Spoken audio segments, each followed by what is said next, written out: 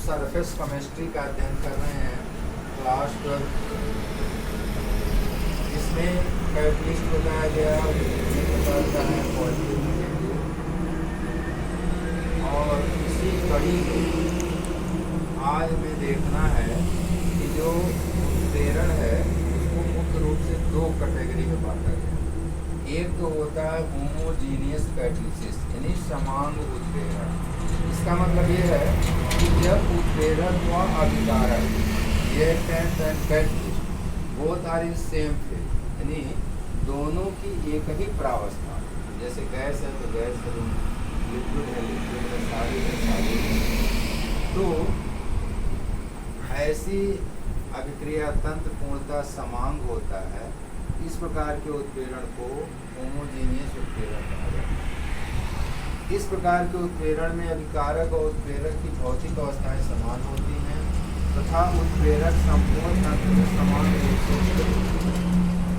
अब देखिए इसके एग्जाम्पल में जैसे सल्फर डाइऑक्साइड का ऑक्सीकरण हो रहा है, यानी सल्फर डाइऑक्साइड ऑक्सीजन से क्रिया करके सल्फर ट्राइऑक्साइड गैस बनाता है।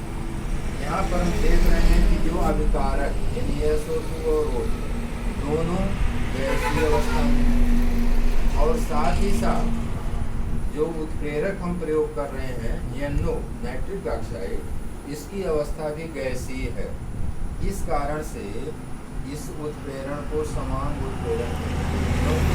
अभिकारक और उत्पाद दोनों ही सेम फिजिकल फेज, एक ही भौतिक अवस्था। इसका एक एग्जाम्पल और दिया जा सकता है, जैसे शंकर का C12H22O11 एक प्रकार से लिक्विड स्टेट में प्लस H2O लिक्विड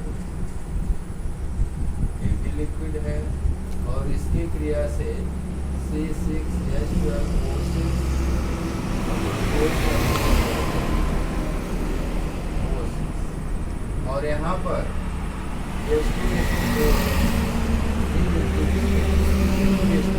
उत्प्रेरक का काम करता है। तो हम देख रहे हैं कि जो शर्करा है, शर्करा में शर्करा खुद लिक्विड स्टेट में, जल लिक्विड स्टेट में, जो उत्प्रेरक है वो भी लिक्विड स्टेट में लिया गया। इस कारण इस अभिक्रिया या इसमें इस जो उत्प्रेरण है वो हमारा होमोजीनियस है, होमोजीनियस कैटलिसिस।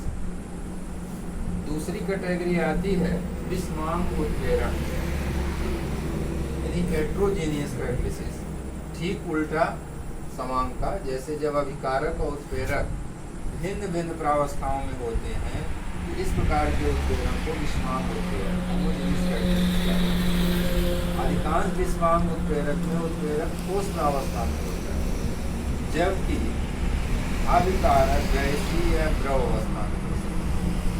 जैसे अगर फाइनली पाउडर आयरन जो है उत्प्रेरक के रूप में इस्तेमाल हो सॉलिड स्टेट में, तो यहाँ पे N2 और H2 के संयोग से अमोनिया का निर्माण होता है।